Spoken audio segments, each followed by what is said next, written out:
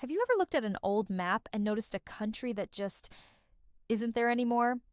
It's a strange feeling, right? Like looking at a ghost. Today, we're diving into the fascinating and sometimes tragic stories of countries that have vanished from the world map, and more importantly, exploring the powerful geopolitical forces that led to their disappearance. Let's start with a classic example: Yugoslavia. For much of the 20th century, Yugoslavia was a major player in the Balkans, a socialist federation of 6 republics: Serbia, Croatia, Bosnia and Herzegovina, Slovenia, Montenegro, and Macedonia. It was a multi-ethnic, multi-religious state held together under the strong leadership of Josip Broz Tito. After World War II, Tito managed to create a unique brand of communism, independent from the Soviet Union.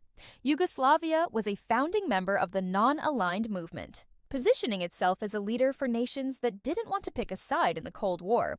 Geopolitically, it was a crucial buffer state between the NATO-aligned West and the Warsaw Pact East. So, what happened? The cracks started to show after Tito's death in 1980. Without his unifying presence, long-suppressed nationalist sentiments began to resurface. The central government weakened, and economic troubles in the late 1980s only added fuel to the fire. The fall of the Berlin Wall in 1989 and the collapse of communism across Eastern Europe created a new geopolitical landscape. The external threat of the Soviet Union, which had indirectly helped keep Yugoslavia together, was gone. Suddenly, the different republics saw an opportunity for independence. Slovenia and Croatia were the first to declare it in 1991, leading to a series of brutal and complex conflicts known as the Yugoslav Wars.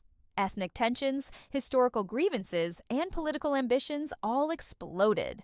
The international community's intervention was complex and often criticized, but ultimately, the old Yugoslavia was torn apart. By the early 2000s, it had been replaced by several new independent nations. Yugoslavia's story is a powerful lesson in how nationalism and the end of a global power struggle can redraw the map entirely. Now, let's travel back further in time to the heart of Europe and talk about the Austro-Hungarian Empire. Before World War I, this was a colossal multinational empire, a dual monarchy that stretched across Central and Eastern Europe.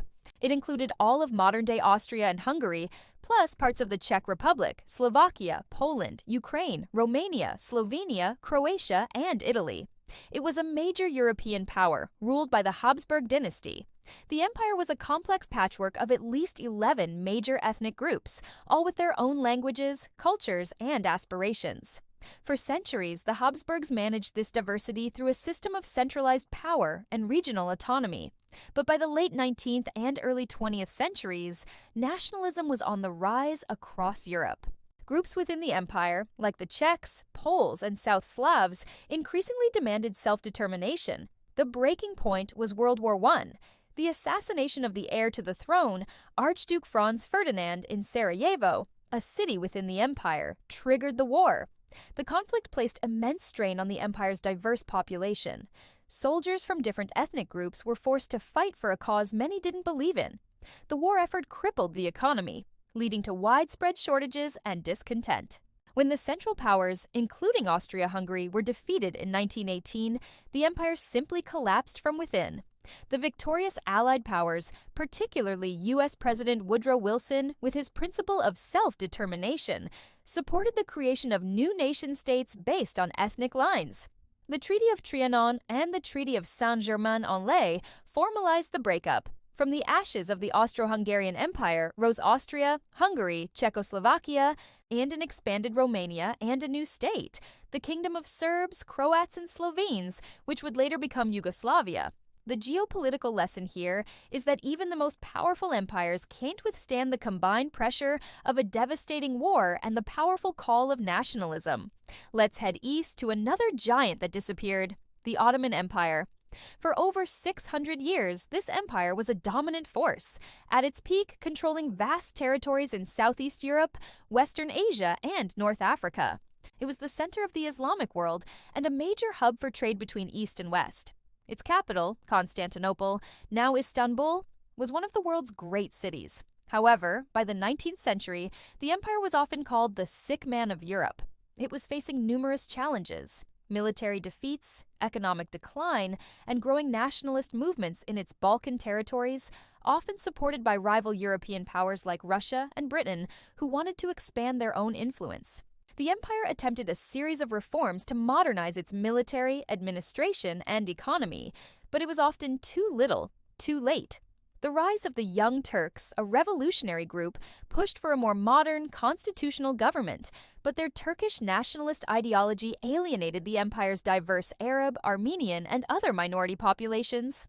Like Austria-Hungary, the final blow came with World War I. The Ottomans sided with the Central Powers. A fateful decision. Their defeat was total. The aftermath saw the empire carved up by the victorious Allied powers, primarily Britain and France. The Sykes-Picot Agreement, a secret deal made during the war, drew lines in the sand that created the modern borders of countries like Iraq, Syria, and Lebanon, with little regard for the ethnic and religious realities on the ground. The core of the old empire, Anatolia, fought a war of independence led by Mustafa Kemal Ataturk, which resulted in the establishment of the modern, secular Republic of Turkey in 1923. The Ottoman Empire's fall is a stark reminder of how imperial overstretch, failure to modernize, and the predatory ambitions of rival powers can lead to a complete geopolitical reconfiguration. Now, for a shorter-lived but no less interesting case, the United Arab Republic. This wasn't an ancient empire, but a 20th century political experiment. In 1958, Egypt and Syria decided to merge and form a single country, the United Arab Republic, or UAR. The driving force behind this was Gamal Abdel Nasser, the charismatic president of Egypt and a leading figure of Pan-Arabism, an ideology that promoted the political unification of Arab nations. From a geopolitical perspective, the UAR was intended to be the first step towards a massive, powerful Arab state that could stand up to foreign influence, particularly from the West and Israel. It was a bold move, and for a brief time, it seemed like the dream could become a reality. The new republic adopted a single flag, a single capital in Cairo, and a unified political structure. But the union was plagued with problems from the start. Geographically, the two countries weren't even connected. They were separated by Israel and Jordan. Politically, Egypt was the much larger and more powerful partner, and the union quickly began to feel like an Egyptian-dominated affair. Syrian politicians and military officers felt marginalized. Economic policies that worked in Egypt were imposed on Syria, causing resentment among the Syrian business community. The centralized government in Cairo seemed distant and unresponsive to Syrian concerns. After just 3.5 years, in 1961, a military coup in Syria led to its secession, and the United Arab Republic was dissolved. Egypt continued to use the name for another decade, but the dream of a unified state was over. The UAR's collapse demonstrates that shared culture and language aren't always enough to overcome political and economic disparities. Geopolitical unions require a true balance of power and mutual respect to survive. From fallen empires to failed unions, the map of the world is constantly being redrawn.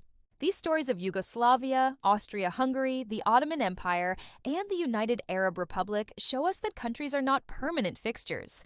They are complex human constructs, shaped by the powerful forces of nationalism, war, economics, and ideology. Studying why they vanished gives us a deeper understanding of the world we live in today and reminds us that the borders we see on our maps are not set in stone. Thank you so much for joining me on this historical journey. If you found this as fascinating as I do, please hit that like button and subscribe for more deep dives into history and geopolitics. Let me know in the comments which former country you find most interesting. Until next time, stay curious.